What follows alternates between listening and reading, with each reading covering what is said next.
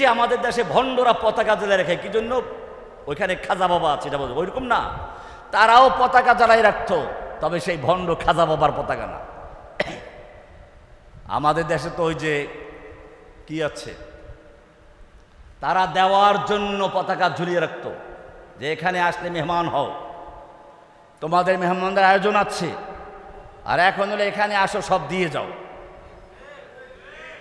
वो तो वो मेहमान नवाज थे जो कुछ लेते नहीं थे, ये तो वो मेहमान नवाज है जो कुछ छोड़ते नहीं है।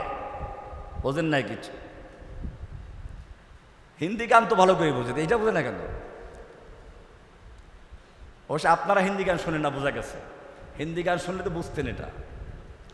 वो तो वो लोग थे जो कुछ लेते नहीं थे, ये तो वो लोग हैं जो कुछ भी छोड़ते नहीं है।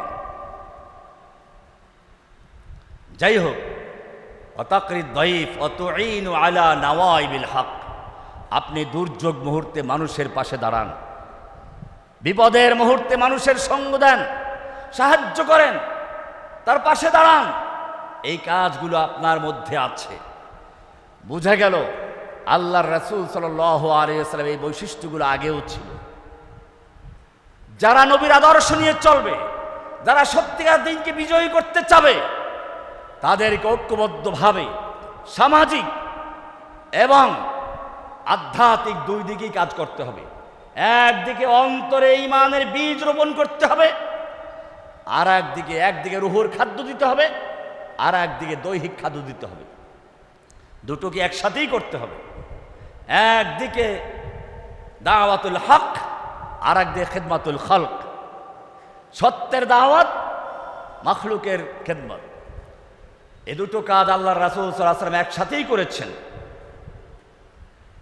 একসাথেই গুরুত্ব দিয়ে করেছেন। কোরআন বলছে প্রথম কাজ, উলাইকা কাতাবা ফি কুলুবিহিমুল ঈমান। প্রথম কাজ উলাইকা কাতাবা ফি কুলুবিহিমুল ঈমান।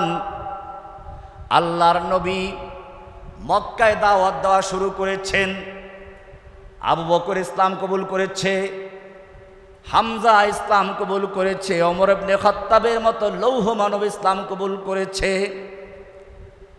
এত শক্তিশালী লোক তার সঙ্গে আছে, ইচ্ছে করলে রাতের অন্ধকারে কয়েকটা মূর্তি ভাঙতে পারতেন কিনা?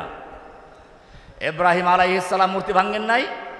তো আল্লাহর রাসূল সাল্লাল্লাহু আলাইহি ওয়াসাল্লাম ইচ্ছে করলে খানায় কাবা এবং তার আশপাশে 360 মূর্তি ভেঙে চুরমার করতে পারতেন কিনা? ভেঙেছিলেন। কেন ভাঙেন নাই?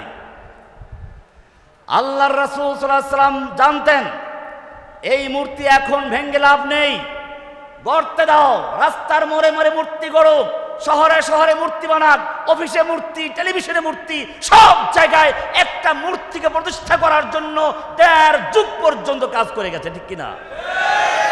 গড়তে দাও, আল্লাহ রাসূল বলেন গড়তে দাও, ভাঙ্গার সময় হয় না এখনো।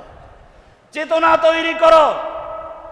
ও চেতনা তৈরি করেছিল মূর্তিকে প্রতিষ্ঠা করার জন্য, আসমানে পরিকল্পনা চলছিল মূর্তি ভাঙ্গার চেতনা তৈরি করার জন্য।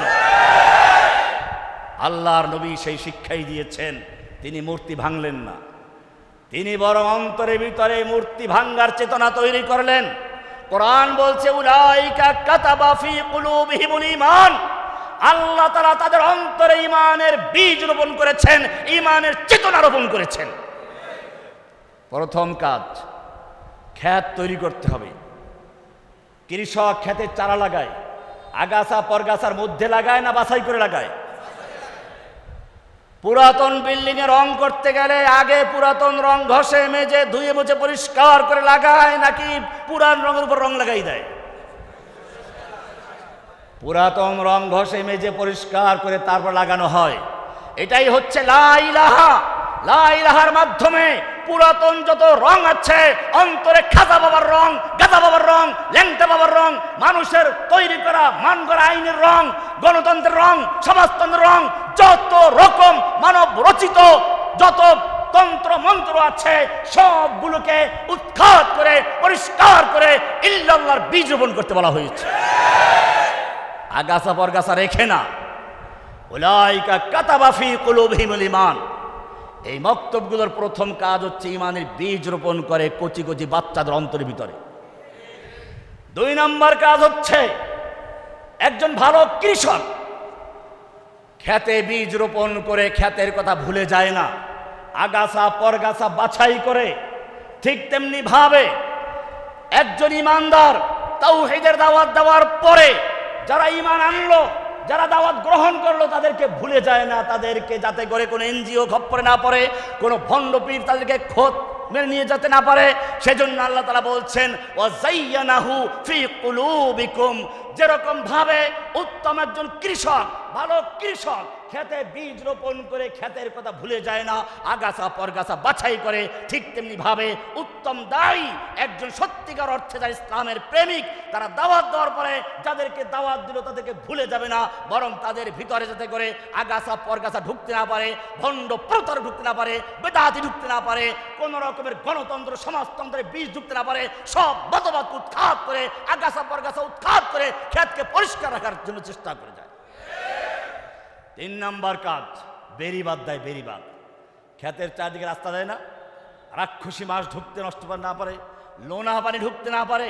আল্লাহ বলছেন ওয়া কাররাহা ইলাইকুমুল কুফরা ওয়াল ফুসুক ওয়াল ইসয়ান, চতুর্দিকে বাদ দেওয়া হয়েছে যাতে কুফর ফুসুক ইসয়ান ঢুকতে না পারে। এরকম যখন কাজ করা হয় আল্লাহ বলছেন উলাইকা হুমুর রাশিদুন উলাইকা হুমুল মুফলিহুন উলাইকা হুমুল মুমিনুন হাক্কা। এইরকম যখন কাজ করা হয়েছে, এরকম যখন মেহনত করা হয়েছে, এরকম যখন তাদেরকে চতুর্মুখী আক্রমণ থেকে নিরাপত্তা দেওয়া হয়েছে, তখনই তারা সত্যিকার মুমিন হয়েছে, সফল মুমিন হয়েছে, প্রকৃত মুমিন হয়েছে, শিরক বিদআত মুক্ত মুমিন হয়েছে। এই মুমিনরা কখনো কাউকে ভয় করে নাই। এই মুমিনরাই ভারতবর্ষ থেকে ইংরেজকে তাড়িয়েছিল। আপনারা জানেন ভারতবর্ষে মুসলিমদের শাসন ছিল, কিন্তু মুসলিম শাসকেরা আল্লাহর দ্বীনকে ভুলে গিয়েছিল, হিন্দুদেরকে খুশি করার জন্য মেতে উঠেছিল। আল্লাহ রাব্বুল আলামিন তাদের সেই নিয়ামত ধ্বংস করে দিয়েছেন। কোরআন বলছে লাইন শাকারতুম লাযীদান্নাকুম ওয়া লাইন কাফারতুম ইন্না আযাবি লাশাদীদ, যদি তোমরা আমার নিয়ামত প্রাপ্তির পরে শুকরিয়া আদায় করো, লাযীদান্নাকুম, আমি তোমাদের নিয়ামতকে বহুগুণে বৃদ্ধি করে দিব, অবশ্যই বৃদ্ধি করে দিব। কিন্তু খবরদার ওয়া লাইন কাফারতুম, যদি আমার নিয়ামত পেয়ে তোমরা অকৃতজ্ঞ হও, না শুকরি করো, ইন্না আযাবি লাশাদীদ, জেনে রাখো আমার শাস্তি বড় কঠিন শাস্তি। সেই কঠিন শাস্তি দিয়েছে ইংরেজরা এদেশের আলেমদেরকে, এদেশের বক্তব্য ধ্বংস করে দিয়েছে। আপনি যদি ডক্টর টমসনের রিপোর্ট পড়েন, দেখবেন যে দিল্লির রাস্তাগুলোর পাশে পাশে যতগুলো গাছ ছিল, প্রত্যেকটা গাছের ডালে ডালে এক একজন আলেমকে ফাঁসি দিয়ে ঝুলিয়ে রাখা হয়েছিল, মানুষকে আতঙ্কিত করার জন্য। ওলামায়ে কেরামদের লাশগুলো কাক আর শিখ বিভিন্ন পাক শকুন এসে খেয়ে যেত। এরকম ভাবে ওলামায়ে কেরামদেরকে জীবন্ত শুকরের চামড়ার ভিতরে ঢুকিয়ে দিয়ে ঘোড়ার পায়ের সঙ্গে বেঁধে দেওয়া হতো, ঢুকিয়ে ঢুকে হত্যা করা হতো। ওলামায়ে কেরামদেরকে নির্মমভাবে পাঠানো হলো সেই মাল্টা দ্বীপে, আন্দামান দ্বীপে। আপনারা যারা এলমুস সিগা পড়েছেন, সেখানে দেখবেন লেখক লিখেছে ওরুদ হাকির দারা জাজিরা আজ নায়রাঙ্গি তাকদির বুদাস্ত। এখানে ওই কিতাবটা লিখেছিল সেই আন্দামান দ্বীপে বসে। ওখানে কেন গেছিলেন তার কারণটা বললেন।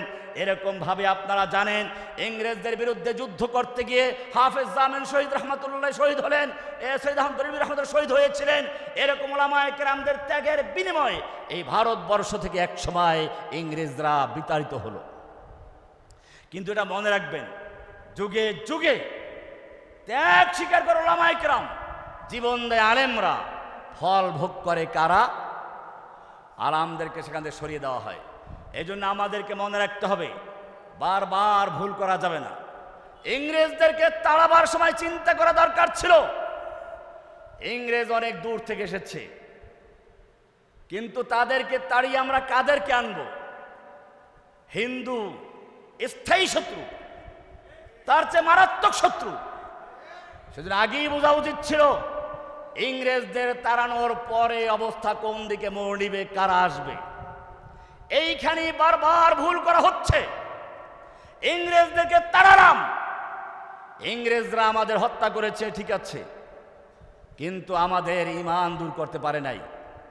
ঈমান দূর করার জন্য হিন্দুদেরকে লাগিয়ে দিল, মাদ্রাসা বানাও, কলকাতা আলিয়া মাদ্রাসা বানাইল, এরপরে কত চক্রান্ত করেছে। এখন যে আপনারা দেখেন আমাদের সিলেবাসগুলোতে তাওহীদের শিক্ষা নেই, নওয়াকিদুল ঈমানের শিক্ষা নেই, তাওহীদের রোকন নেই, তাগুত মানে শয়তান করা হয়েছে, রব মানে প্রতিপালক করা হয়েছে।